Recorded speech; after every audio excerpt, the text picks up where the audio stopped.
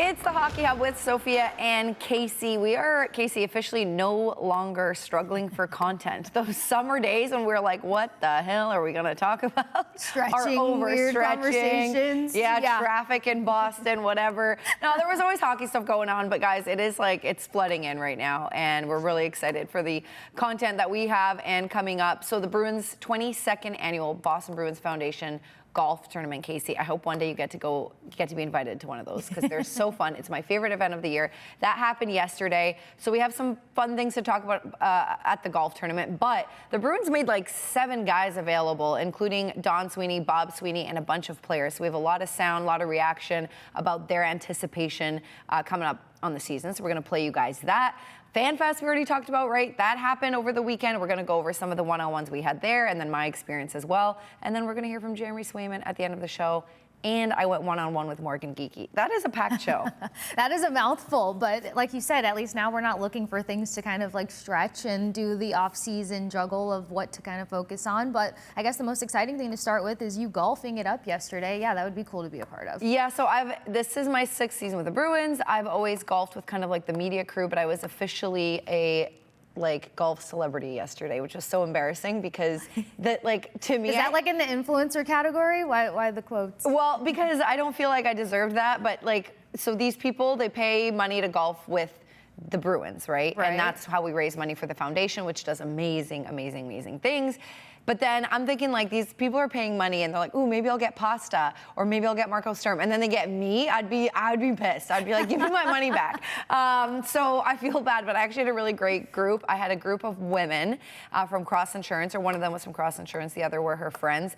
And they were awesome. I've never golfed with a group of women, and yes, I know it's 2025, almost 2026, but that was new for me. All 5 of us. It's kind of hard to get them all get all together and be able to have an all women's group. Yeah. We had a small friend group that we finally got to of 4 girls that would go golfing, kind of make it our own. But it took us 3 years to get that. That going. Yeah, I know. Exactly. And I've never done a tournament where it's all women. Not only that, so the celebrities are the guests. They get gifts at the door, and every time I've done a charity golf tournament, you get the gift as the celebrity being there, and it's always a men's shirt or a men's shoes, and I always have to give them to my friends or somebody.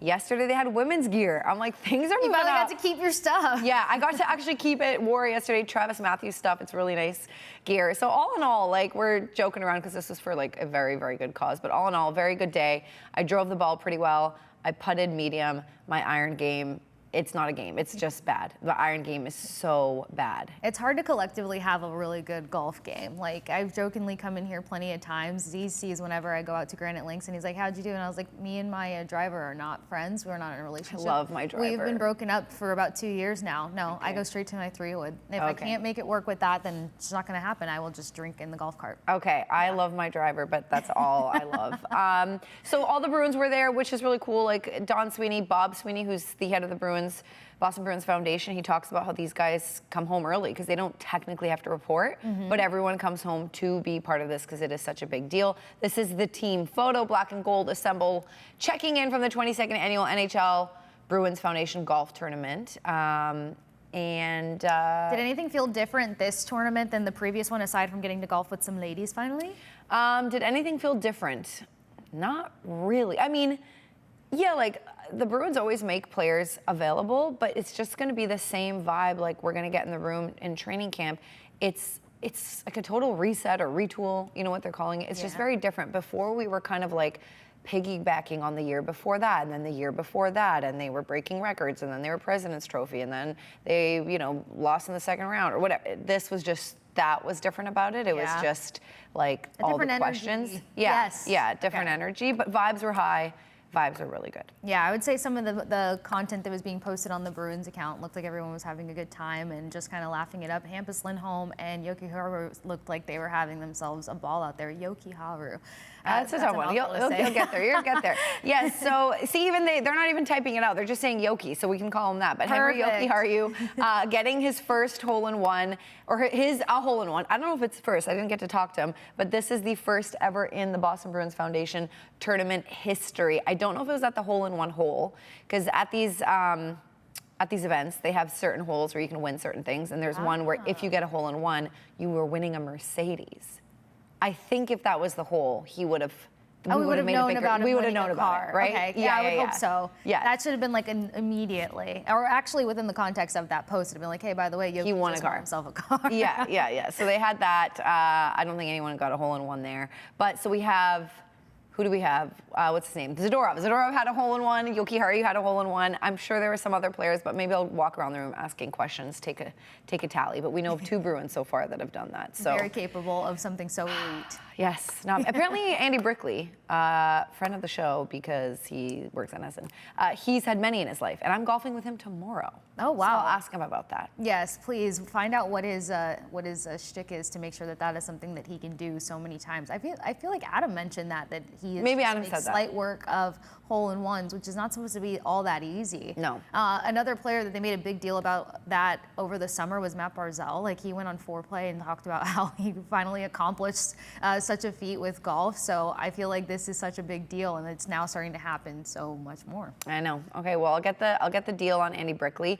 As I mentioned, the Bruins made a lot of guys available. One of them being the GM. So Don Sweeney spoke to the media. Let's listen in, and then Kasey and I will talk about it. Actually, I've missed a few of these, depending on how the rookie camp falls and the dates. But 22 years later, and all the work that Bob and the foundation, obviously Charlie, and his support, it's pretty impressive. You know, obviously the guys look forward to coming down and stepping away from the rink right before we hit camp. They all come on their own accord, and the alumni really appreciate it as well. How nice is it to kind of have the type of turnout you get, especially when you have a lot of new guys integrating into being Bruins and they get to meet alumni and new players at this?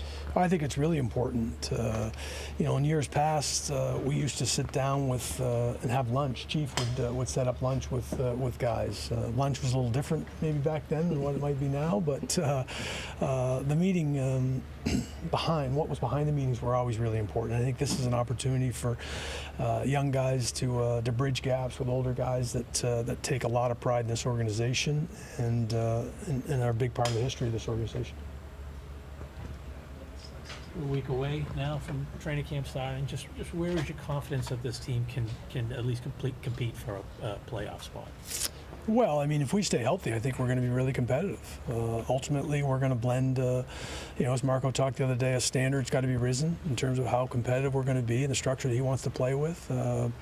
Younger players, we're going to look for them to surprise us with taking lineup spots.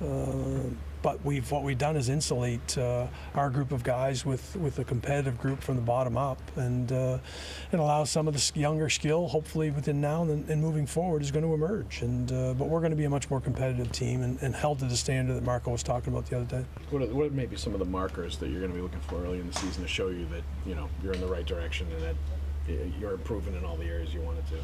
Well, it's on an individual level and also collectively, to be honest with you. Obviously, we have to play to a certain standard here to structure that Marco's going to put in place. On an individual level, we've got guys that you know, played in situations that you know, might not have gone as well as they wanted to, and now they're going to have their partners back and going to have a full component of their team back. And you know, and Jeremy's in a much better place, as he spoke about the other day. So I think it's both on the individual and the collective level, Joe, that we can look for those markers.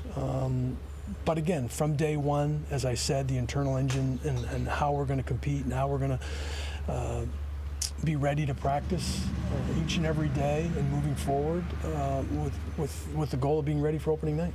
With rookies coming in tomorrow, what's the message to those guys who, as they embark on their first, you know, real taste of professional?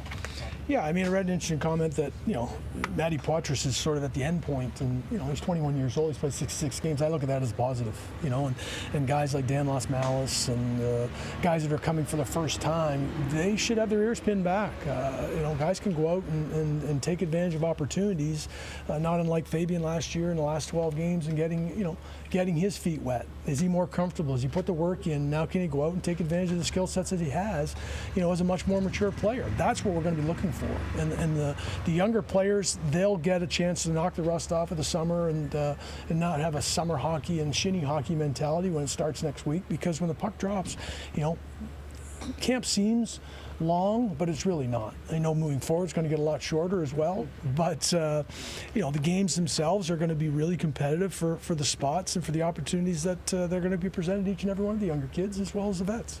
Do you anticipate not naming a C, or is naming one still on the table? Well, everything's on the table. Right now, we've been forward with everybody and honest with everybody that we're going to start without it. You know, we've got a leadership group that's been meeting amongst themselves, and I think eventually somebody will emerge as the guy that should be the next captain. It comes with a lot of responsibility. So I'd like to see it more of a little more organic, natural progression of it, rather than just, you know, with a new coach and, you know, having management or somebody. I just think those two things, you know, if one does it without everybody being on the same page, it can become awkward. I think now we just move forward with the leadership group that's going to be established, and let Marco, you know, have his own communication with them, and let them have communication with themselves in terms of what direction they want to take this team and who emerges as the ultimate leader and the next captain of the Boston Bruins.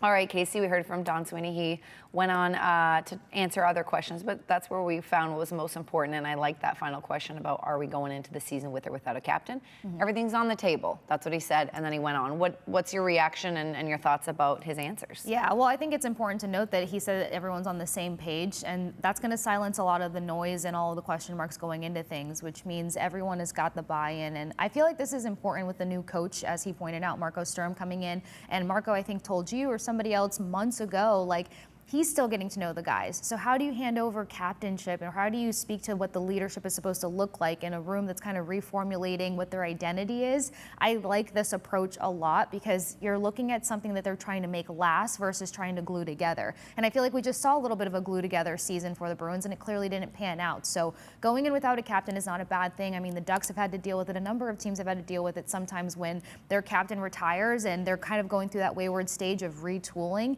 Find your identity first, and then find the voices that fit. And I think the best locker rooms when it comes to hockey are the ones where you can identify 3 different voices. They can speak to the talent in that room at any time, any moment, because every season kind of has different layers of adversity that you have to get through in order to be competitive. So no captain, that works. New coach, new voices, a unique blend of alumni, vets, and young guys, as well as new guys. This is going to be an interesting year, but it's going to better establish this team for success down the stretch. Yeah, no, I completely agree. And also, you got to observe who emerges as a natural leader, or maybe who works for it. Like, I don't know if Charlie and McAvoy, that is, are even, you know, competitive for it. Like, right. Does one want it more than the other?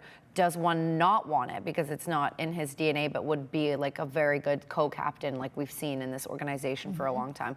I don't have those answers, and both of them have been very clear and forward, and I believe them, that it's going to be by committee, and that it would be an honor, and that, you know, they're excited and they want to keep the culture. Like, I think both of them are really, really going to value being the 2 big voices. And then we have Hampus Lindholm, we have Nikita Zadorov. I throw Morgan Geekie in there all the time just because I really like his vibe and his demeanor, demeanor and his aura and his discipline, all those kind of things. So it really, like, I think definitely give it time, see what naturally emerges, and see if maybe one wants to take a step back and is like, maybe I wouldn't be a good captain. Like, we saw John Tavares do it with the Toronto Maple Leafs, giving it to Austin Matthews. Not saying that he wasn't, but he was like, this is your team. You know what I mean? And we'll see what happens there. And then just to add to that, Marco Sturm, many times, he says he calls the guys, not just this team, but every team he's coached, his kids. And he's like, I like calling them my kids. He said yesterday, I'm a very vocal coach. I'm a very involved coach. I communicate. And so, not to say that he's taken over that role, because you really need a certain separation between a coach and a room. Yeah. And then a certain glue as well. But I don't like the idea of the coach being like a co-captain either. But I do like that he is communicative, and kind of that modern day coaching that we're seeing, where you don't need to go through a captain to get to, you know, other people. There's no middle. Coach, basically. Yeah, exactly. No, I think that that's an important point out, because I feel like that has been one of the things highly discussed in terms of Marco Sturm in this new era, but also the new landscape in which the NHL is trending. Being a more communicative coach, like, you have to have a different kind of bond with your captain, even with your A's. So he has to really kind of formulate and see who can translate his message without him being there and be his voice when he's not around, because I think that that's a huge part of the captaincy, is making sure that you're maintaining everything that you're coaching in the direction of that team. So forcing that would have been weird. And then sometimes when people are expected to be leaders, but maybe they don't really have qualities that translate to that kind of locker room, again, a unique instance here for the Boston Bruins, then it just kind of has this weird like it creates miscommunication where they're trying to establish communication. Right. So I feel like that's the other reason it's important for them to be patient about this. Yeah, this is the long game here. We're reestablishing the culture. We're moving forward. We're in this retool, this new era. This is the long game. Let's not rush that decision, and it doesn't sound like the Bruins are. I failed a lot of times to mention Hampus Lindholm as one of the leaders earlier on in the summer. It's because he wasn't around. He was injured, and you know, every guy says you can't lead when you're not in the room. Yeah. But he's also emerged and has been now established with the Boston Bruins for several years. He's getting older. He's having a baby. All those things that add up. Let's hear from him and how long he's been skating and how he's getting ready for the season. I started skating, I think, sometime end of June, so I'm just skating there with Rögle. I'm fortunate to jump on with those guys and join the training camp and skated some myself too, so it's been a really good summer. Just with last year going how it is, how frustrating is that for you to have to miss out on a lot of different things, Bruins, Four Nations, all that stuff? Yeah. How do you turn it into positives for this year? I always try to turn it into something positive. You can't really do anything about those things, and I've been trying to look at my injury this summer, all the time that I had, to try to get stronger, bigger, and to have an even better season this season that I've had in the past. So I'm very excited, very full of energy to come back, and excited to see the guys and being here, and yeah, it's a lot of fun. Do you feel like you can be confident physically right from the get-go, or is there kind of like a ramp up of things you'll have to experience to know that, you know, you're truly like good to go? I think my 14 years in the U.S. have done me some favors with that part. I've been injured before. It's like I said, I know how to get back from injury, so I feel good in my body and put in a lot of work this summer, and had some treatments in Stockholm. Been going seeing a guy that's helped me a lot with my injuries in the past, Vladimir, and he's been really fortunate to have a lot of good people around me. But it's a lot of work, and but that gives me confidence coming into the season that I put in all the work in the summer, and so just more excitement to go out and kind of show what kind of player I'm going to be this year. Just for you, like with all the changes kind of happened while you were sidelined, how exciting is it for you to come in and have all these different faces and integrate them into what this team means? Yeah, no, I think we have a really good squad here. I think like looking at the guys around, like we have the pieces. You get both me and CMAC coming back from injuries, and if I look at our team, I'm very optimistic. I have a lot of confidence in this group, and it's going to be a fun year. I think people are going to underestimate us, and we could try to use that to our favor, being the underdog, and kind of get back to that Bruins hockey that we all know we can play. How much do you feel like you and the rest of the D-Corps can really be the kind of backbone of this team and be a real strength, just given the talent and the depth that you guys have? Yeah, no, like I said, I was out a lot big part, chunk of the last season, so just watching and learning a lot. I think both me and Chuck have been taking this time to getting better, and can hopefully when the season starts show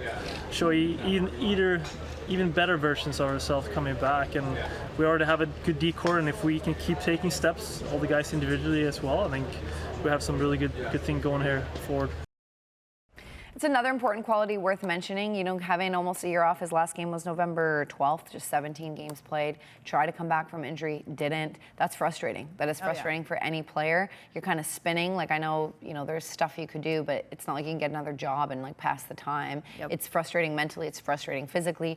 When you get through that and you get through that adversity, and you heard him say he's had other injuries, that also helps lead a team when things aren't going well. 100%. And then probably one of the other most frustrating aspects of it is feeling like you can't be there for your team. Like towards the end, they're kind of sneaking in like the confidence that you give them being on the back end. And I feel like one of the biggest 1-2 punches once upon a time in the NHL, not to say once upon a time like it was that far off, but you know, when you talked about the Bruins, you talked about how dominant Lindholm and McAvoy was and how scary it was to go against those guys, or how difficult it was to go against those guys. To kind of lose that, knowing how reliable you are in that sense, like that's going to be a mental hurdle for you to overcome while trying to figure out your health, and then everything that he went through just to get back through this particular injury. So I'm sure for him it's a deep breath to get onto the other side of everything, but I love the fact that, you know, you said that the energy is there, but more importantly, everyone keeps mentioning it. This group feels very underestimated, and I'm very excited to see how that translates, because when guys have chips on their shoulders, I mean, fun things can happen. Yeah, and you know what? Mentioned by Don Sweeney, which we didn't air for you guys, but someone asked about Mason Lohrei and how without McAvoy and Hampus, like he all of a sudden became the puck-moving guy, the quarterback, you know, whatever, he became the guy. And maybe wasn't ready for that role, and that's something that Don Sweeney talked about. And he was like, you have these guys that he would have played behind, and all of a sudden he's got to like carry the team, and then got quote unquote exposed. And that's no knock to him, probably as a young defenseman. Needs to learn these things, but now you have them back in the mix, which is going to give Mace more confidence. Like, that's something Don Sweeney said as well, that it didn't shake Mason's confidence, which I love, and I can tell that as well. You can just tell he's not like, oh man, I'm not ready, I'm stressed. Yeah. He's like, yeah, this is part of the learning curve. Sorry, like I wasn't expecting to like be the number one guy over here, and here I am. Yeah. Got to grow into that with your body and with touches and with speed and all that kind of things.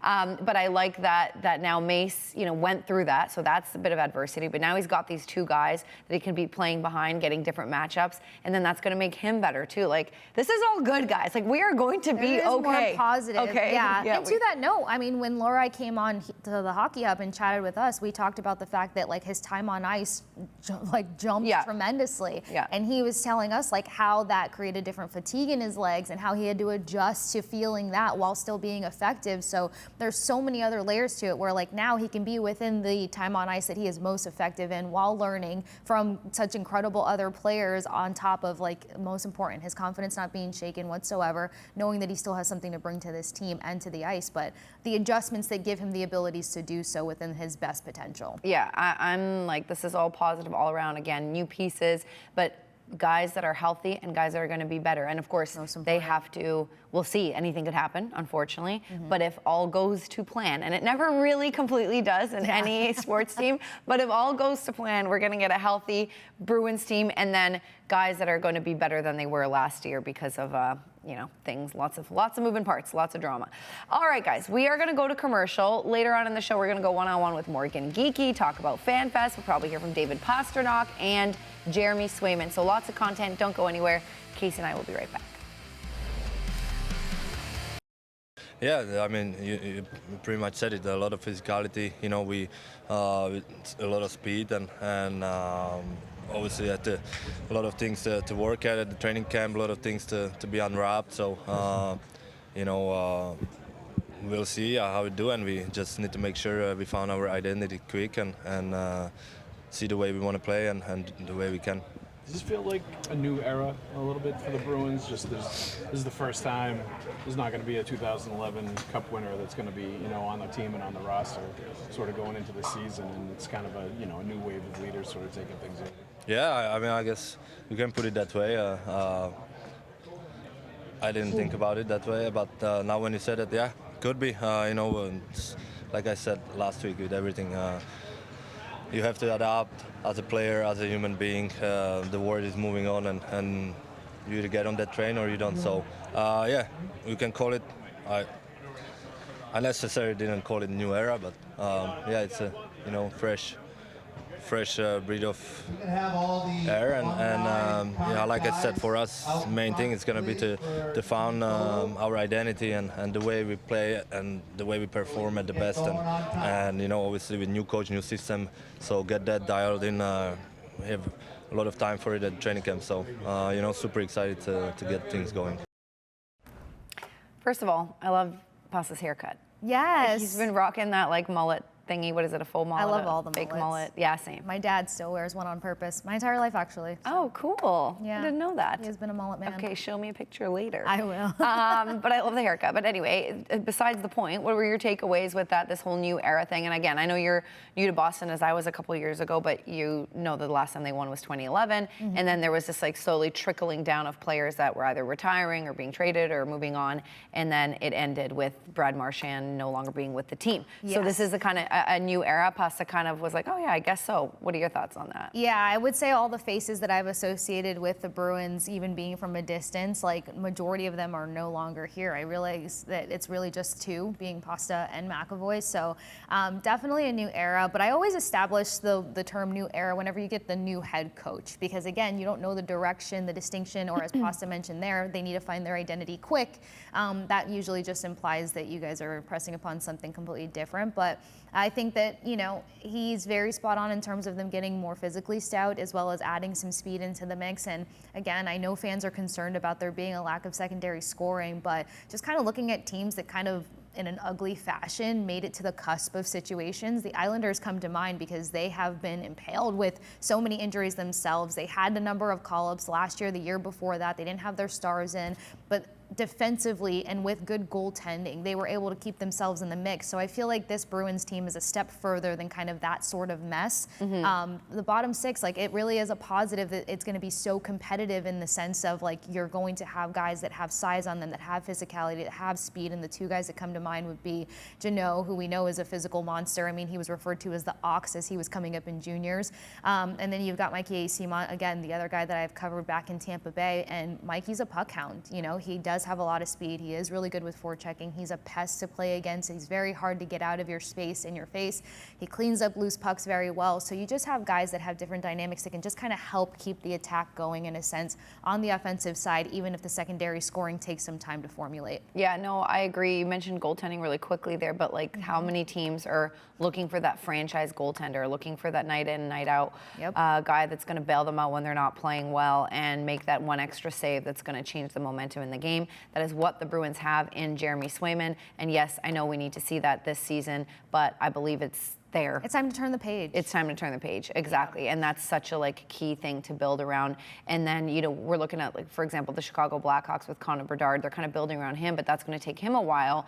And instead with the Bruins, we're not really building around, let's say, James Higgins. We're not like, okay, he's going to save the team. He's going to come help the team. But we already have the superstars that we just heard from, like David Pastrnak and the defensemen that are puck movers and are going to get or expected to put up points and goal scorers. And then you bring in the physicality as well. So, like, the pieces are there. It's just about formulating them, the gel. And, you know, I know that there's still the debate about not having enough guys at center that are proven and reliable. We'll have to see what happens there. Yeah. Morgan Geekie also signing a contract extension with the Boston Bruins. He's awesome. And I was very excited to get a one-on-one with him. So we chatted in the video room at Warrior briefly about a summer and about the season coming up. So let's have a listen. How was your summer with your daughter and your wife? It was good. I mean, it was pretty uneventful for the most part. We were lucky enough to have the Bear Tracks crew come out in August, which was lots of fun. Oh, yeah, wait. How was that whole experience for you? It was good, yeah. We, I mean, he kind of sprung it on us like end of July, so it was like pretty short coming, and then they came, I think, middle of August, and we covered some stuff. I mean, it's always fun to see those guys, like, especially in, I mean, I feel like when I come to Warrior, it's like you just meet at work, so it's fun to like have them come and like be a part of your life for a little bit. So that was good. My brother Noah got married in July, to backtrack a little bit, but so our month of July was pretty full of that and family and everything. So other than that, it's good to be back. I mean, it flies by every year, and you know, I'm excited for everything to get started again. How does the Geekie family do weddings? Or I don't know if your brother's wife's family had a lot to do with it, but indoors, outdoors, is it lots of dancing? Was it very formal? Like, what was the wedding like? It was definitely, I mean, it was formal enough. I wouldn't say we're like crazy formal, but it was at his wife's family farm. So it was good. They have like a little pocket that his wife had picked out, I think, for a long time, and they got it manicured, and everything was good. And it rained like all of July in Calgary, and for their day, I mean, it rained most of the day, and cleared for like half an hour for their ceremony, and then it all kind of worked out. And then they just sent a tent up in the backyard and had everybody come in for that. So it was good. It was lots of fun. I mean, I'm pretty quiet. I've got other members of my family that aren't so quiet, so it's fun, and I mean, they're the life of the party, so it's always fun to be a part of that. One more farm question, just because you brought it up. I think at the locker cleanout, you, myself, maybe Billy Jaffe, we were all kind of chatting about like working the land and living off the land a little bit. I think we talked about beets. Do you remember this? I don't remember. Do you farm beets? I think no, we do not. Farm beets. Why were we talking about beets? I don't know. I mean, I have pickled beets from my mom in my pantry, but I mean, that's it. But you don't work the land anymore, or does your family? No, they still. So my uncle, he lives on the farm, the family farm, and I used to help out as a kid. Like, we do harvest and stuff. Obviously, we don't get a chance to do that anymore, but it's good. I mean, I think we just started. It rained the other day, so taking a couple days off. But we just do wheat and canola right now. Okay, yes, I think that's what we were talking about. Yeah. But either way, it's a nice way to spend summer when you can be in the land and the fresh air. Mm-hmm. You're wearing a Red Sox hat, and that's something we already knew about you, that you are a big baseball fan. Have you been to any games this season? I did. We got back on Sunday. They played Monday at 1. And so we only normally do like the afternoon games, just because with our daughter, it's like you can stay for 6-7 innings and get back around dinner time, have dinner and go to bed. But it's good. I mean, I've been watching them the whole time. The AL East is like crazy right now. So being Canadian, it's tough not to follow the Blue Jays too. So I hope all three teams will make with the wild card and everything. But we'll see. I mean, Red Sox are good right now. It's just like fun. I feel like the AL East is like, if one of those teams isn't good, it's not very fun to watch the AL East, because it's like normally it's the Yankees or it's been the Red Sox. But being from Canada, I mean, you're from Canada, so it's like the Blue Jays are like, it's a nationwide thing. So it's fun. I'm excited to see what happens, but I hope the Red Sox make the playoffs, and I'll definitely be at a playoff game for sure. So first of all, you signed this contract extension. Congratulations. I know it's really your agent dealing with things, not you, but peaceful and good to get it over with for you. How did that feel? It was good, yeah. I mean, I feel like, as a hockey player, you kind of go your whole career, and your goal is to make a career out of it, and to be able to do that for 6 more years is like you kind of get a sigh of relief just from like you can continue to do your job. There's no stress. So now you can just go play hockey. There's nothing much to worry about anymore. And it's fun. I mean, we got it done, I think, at the end of June. And it was just like you have the rest of the summer to kind of enjoy that. And like I said, we had family out in July, so I got to see a lot of people. So it was lots of fun, and it's a step in the right direction. And I'm super excited to be a part of like the rest of the guys here, for 6 more years. It's good. Yes, and the way last year ended, obviously, you guys have talked about it at the end of the season. You're going to talk about it now in training camp. There are going to be so many repetitive questions, so I try to make this as an original thought, but it's hard to have an original thought with all the media around. But basically, yes, disappointing ending. It's not what you guys wanted. I personally, and I've barely been around the room where the guys feel like with the changes, with bringing someone like Sean Corrali back, someone who knows the culture, and then this internal competition, what Don Sweeney's calling it, I feel like there's a buzz and an excitement about opportunity, and that there's so much opportunity. We know there's so much parity in the league. Do you feel that same excitement, and do you feel like last year's just definitely behind you guys and is only around in the sense of to build off of? Yeah, I think so. And I think it's in, the back of everybody's mind about just how things kind of got away from us pretty quickly. And you could tell, I think even from training camp, things, weren't as dialed in as they needed to be. And I think that's on the forefront of a lot of people's minds, mine especially, is just coming in and going to work. And I think I was just talking to a couple guys about it. It's just how fiery the training camp's going to be, because there's jobs to be had, and we have a lot of good players coming to camp, and it's a really good problem to have. So, the intensity level is going to be up, the execution levels, got to be where it needs to be, and I think we're going to be ready for game one. And I think it's one of those things where the guys that were here last year, and years before that, you understand where the culture needs to be and the expectations of playing for a team like the Boston Bruins. But we're just excited to get started and start to put things behind us. But it's definitely not forgotten, that's for sure. Yeah, forgotten. Not forgotten, but like you said, building off of it and using it as fuel, I guess. I'm really excited about training camp and all the storylines that are going to come out of that. I know you're also going to be asked about the pressure of living up to last year, blah blah blah. And I say blah blah blah because it's this is you, and not what the media says it should be. It's whatever goals you have for yourself. But what are they, if you don't mind sharing them, and how do you alchemize that pressure and turn it into performance?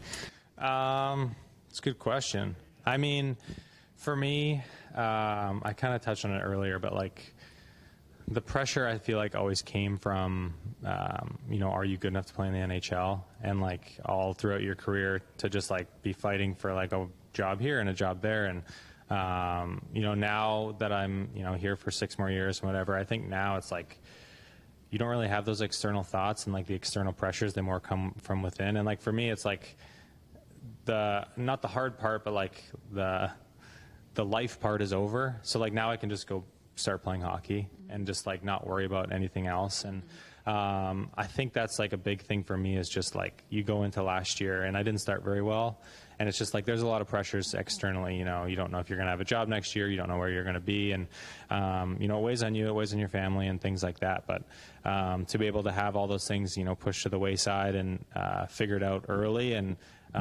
just to be able to come to the rink and enjoy every minute that I'm here with the guys and, just play my game. And I thought I finished the year strong personally, and just being able to build off that come October will be lots of fun. So it's like, this is all fun, like, to me, especially now that things are all sorted. So selfishly, it's like I'm in a really good place and just want to build off that.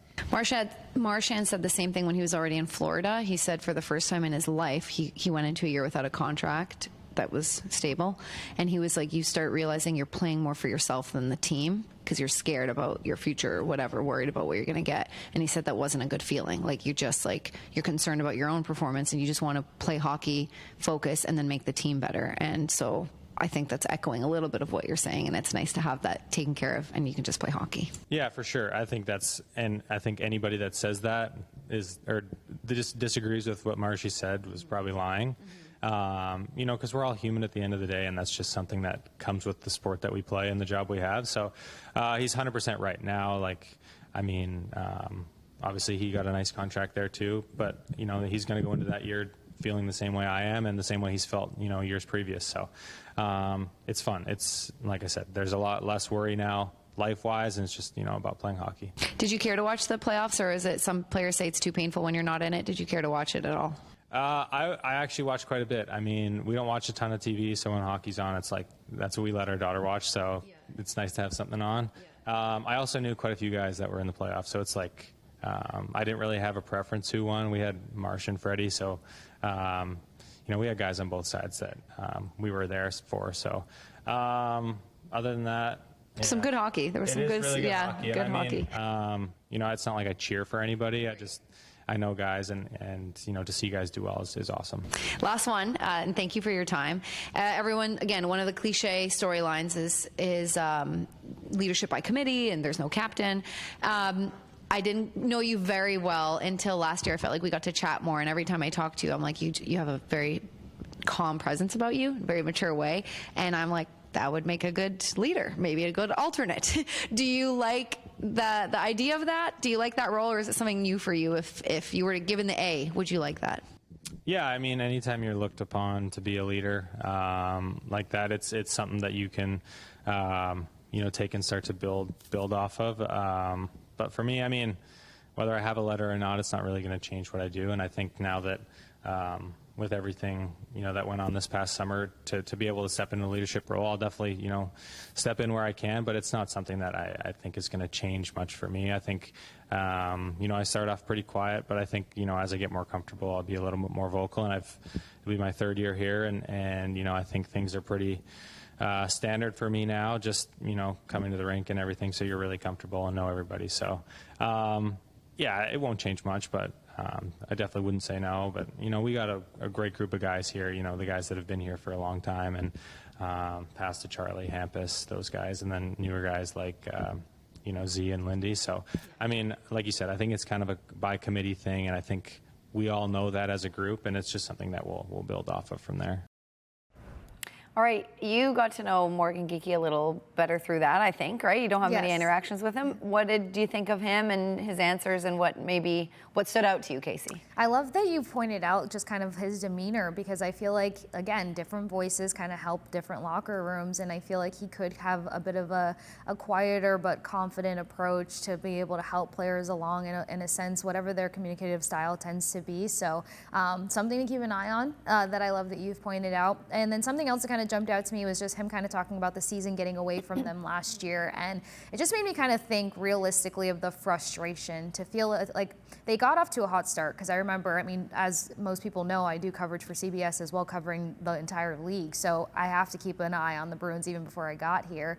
And they got off to a bit of a hot start, so the anticipation of them being able to produce yet again was there. Then things kind of fell apart. The coaching change happened. After November 19th, they go 7-10 in terms of refinding their identity, being hard to play again. So then there's this tease of, okay, we're back, and then things start to fall apart again. So to be able to go through that kind of stuff and have that bounce back gene, I think is very important. But the biggest thing that he noted was the weird training camp. I feel like many players are now being a little bit more vocal about like, hey, we didn't really get off to a confident start identity-wise, group-wise, any of that. And that's going to be a focus going into next week to help a team that knows how to respond, who kind of check the boxes in terms of being hard to play against yet again. Yeah, and that's a very good point, and that's something Marco Sturm is very focused on as well. So that's why I'm really excited about training camp. I did ask Marco yesterday, what does that mean? Like, what's the difference? Is it just more intense than it was last year? Does it mean you're making sure the guys establish a certain routine? Are the meetings different? And he kind of dismissed it, saying, like, I wasn't here last year, so I don't know what last year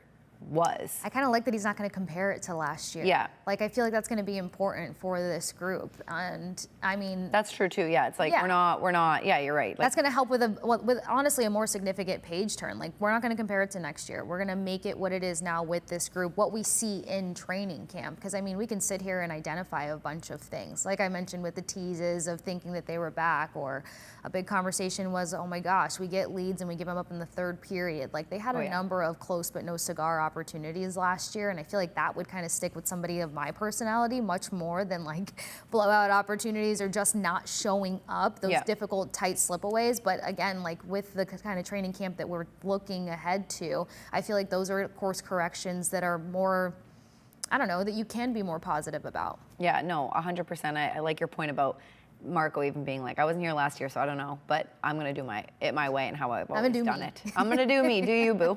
I should say that next time I see him in the hall. Hey, Marco, do you, boo? Every time you see him from now on, hey, Marco, do you, boo? Oh my God, I'm gonna get fired. HR violation for sure. Okay, we are gonna hear from Fraser Minten. The rookie camp is happening. The rookie camp, Boston Bruins rookie camp, is happening at Warrior right now. But he spoke at FanFest as well to Judd Surratt. So we're gonna hear that interview after the break. I am so bad at reading promos, okay? So what happens is, like, we have a script to read, and, like, I don't like reading scripts, so then I try to ad-lib, and then I bomb the whole thing. So bear with me, okay? We're off to a good start. I'm just gonna read it as it is. Hockey Hub merch is here. Woo! Woohoo! Grab yourself a Hockey Hub t-shirt or hoodie and check out Nesson's full Wicked Wearables line, brought to you in partnership with Breaking Tea.